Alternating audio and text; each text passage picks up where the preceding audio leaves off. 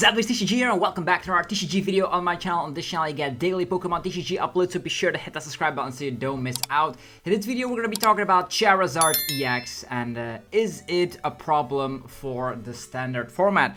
We're going to be giving you some statistics about how many players are actually playing Charizard in this modern age with, of course, Temporal Forces Legal and the post-rotation shenanigans.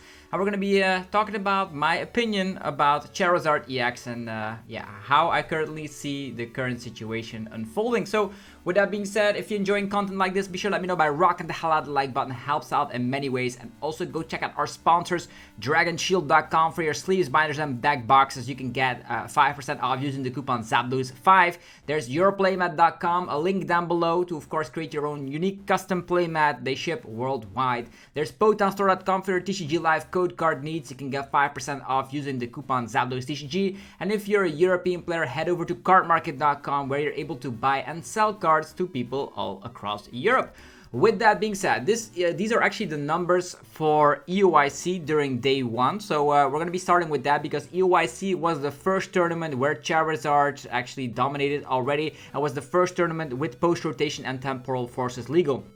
We do see that the meta share was 22.85%, meaning it is the most popular deck by mile. So the second most popular deck was Chien-Pao, and that's like 10% lower, which means Charizard is really dominating the scene. It also won the EOIC with Tord Reklev, one of the best players in the world, piloting the deck with yeah, some unique cards in there for the control matchup. So you can convert your Charizard list to pretty much beat anything, whether you're playing yeah, the Team Yell's Cheer with some Turos to help against Snorlax block and control matchups, etc.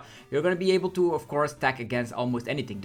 The problem I see here in the format right now is that they always print really bad grass type Pokemon. If there was like a tier 2 deck that is revolved around grass type Pokemon, we would be seeing a different story here. But now Charizard 330 HP, almost unchecked because of grass weakness. The only reasonable grass type attacker we currently see in the format is Iron Leaves EX, and Iron Leaves EX is not splashable in a lot of decks. We could see it in Arctina as well as in Lost Zone boxes, but yeah, those are not the most popular decks in the format, as you see.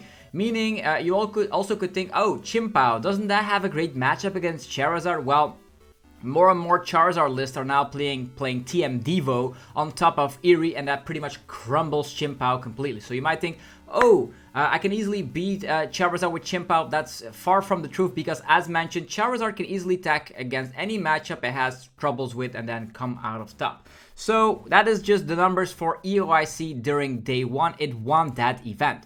Moving forward, we have here the Orlando Regionals, which is currently happening this weekend, and the numbers do not lie. Charizard again being the most popular deck. A couple of percentages from Chien-Pao popularity have dropped off, and some more popularity for the Iron Hands Future Box deck. So we do see here that also Roaring Moon came into the scene with that, the Dunsparce, which is actually super cool. So that deck gets some more popularity, but yeah, you do see Charizard is unchecked. Where do you see the grass type attackers now, huh? Well, against Chien-Pao we have TM Devo, we do have Eerie. Future Box is already free because they have troubles with Charizard. Yeah, Lost Zone Giratina is a little bit of a harder matchup, but more and more of the Charizard lists are playing maybe one copy of the Defiance Band or the Choice Belt, helping out with that Tina matchup.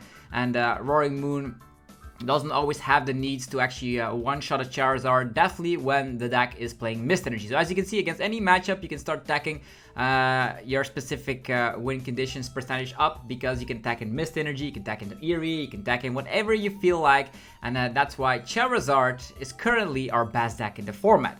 Is it the problem, you might think? You might think, oh, Charizard, it is the most popular deck, I'm going to be playing something that beats Charizard, but then you're going to get caught in the crossfire, because I actually did the exact same thing. I personally went to EOIC with a unique Arceus Alolan Vulpix deck. I was able to beat Zard, but I only came across one Zard, and I wasn't able to make day through. I went 5-3-1 because I only saw one Zard. You see where we're going with this? You could start metagaming around Charizard, but if you don't hit the Charizards, you're gonna lose against the other decks in the format, and that's the problem right now.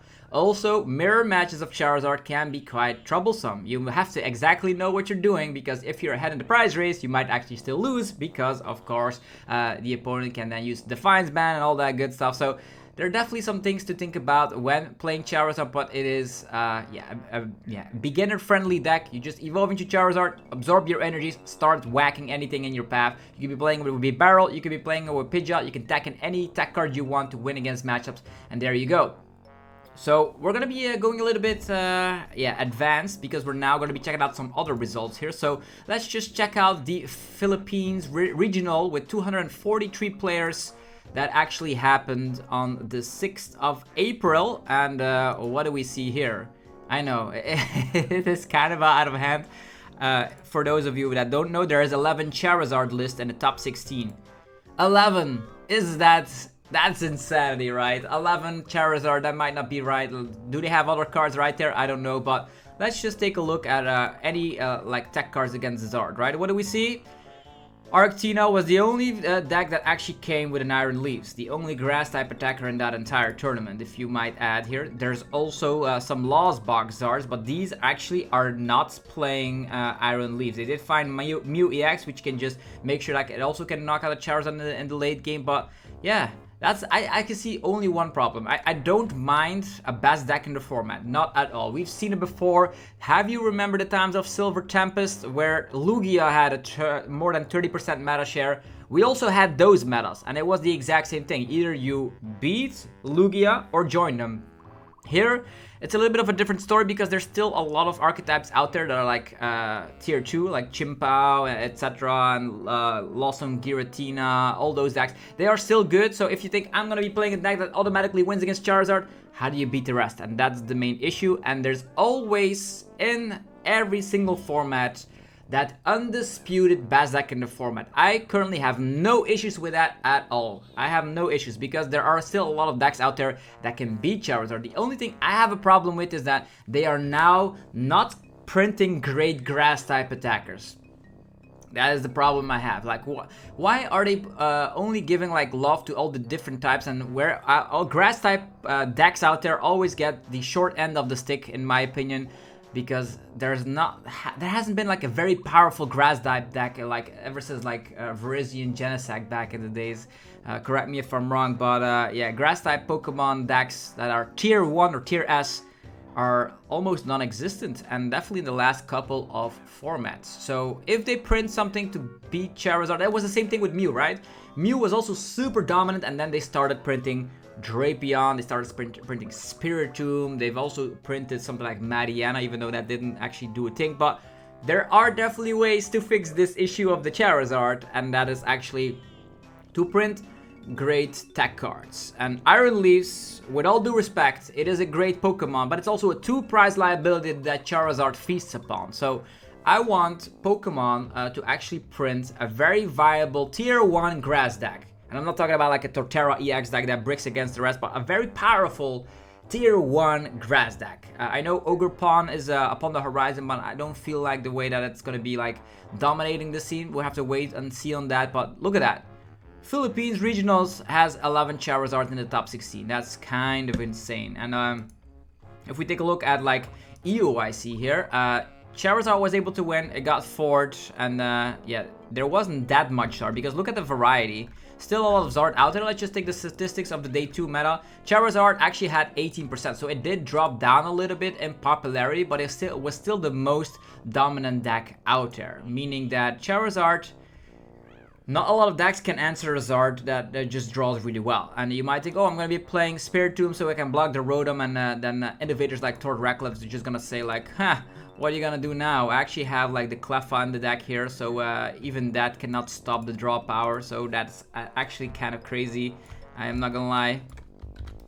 So yeah, Charizard. Well, what do you guys think about Charizard yourself? I really want to know your opinion down below in the comment section. We're also going to be taking a quick look at regionals in Perth, where again, this is the top 8 of Perth in Australia over here. 1, 2, 3, 4, 5 Zards out of the top 8. So again, ultimate domination, and you do see that Pidgeot is the preferred partner, as we already thought, and very similar to I would say towards 60, but they did add in Regieleki, which can actually get a trainer card back from the discard pile, so they are calling it a little bit Charizard control, and that's actually kind of crazy, to be honest, to see that the Charizard hype is almost everywhere. And how can we stop Charizard? Like this actually, you have like, this is based upon Torch 60, let's be honest here, but it also has the Regieleki, so you have that control-ish archetype where you actually can just use Regieleki to actually get a trainer card back from your discard pile, so you can actually get like a second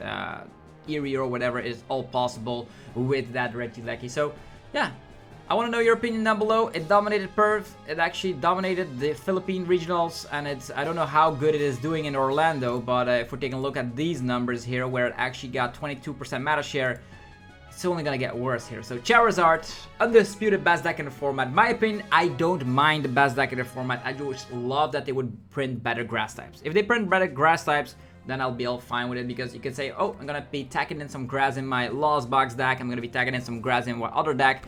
So there are capabilities here, but also now that I think about it, like in the Iron Hands deck and the Lost Box Tina deck, you can add in that Iron Leaves, but it's not enough. If you're falling behind in the price rate, the Iron Leaves is not enough.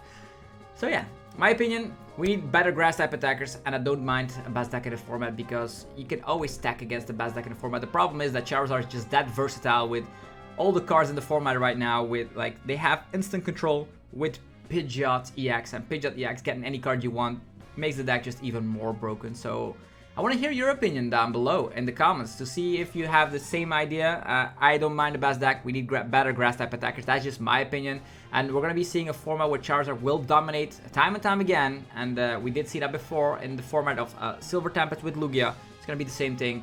You have to beat Zard, otherwise you cannot win a tournament, and that's exactly what this meta showcases us. Okay, with that being said, definitely check out the sponsors for today's video. Go check out the links down below if you need something. TCG Live code cards, sleeves, binders, deck boxes, play mats, you name it. All down below, links available to you. And also, yeah, I'll see you guys tomorrow for some more Pokemon TCG madness. Everyone's still playing in the regionals. Have a good luck. Good luck, have fun, and try to beat Zard. That's the main thing. Have yourself a fantastic rest of your day. I'll see you guys tomorrow. Peace.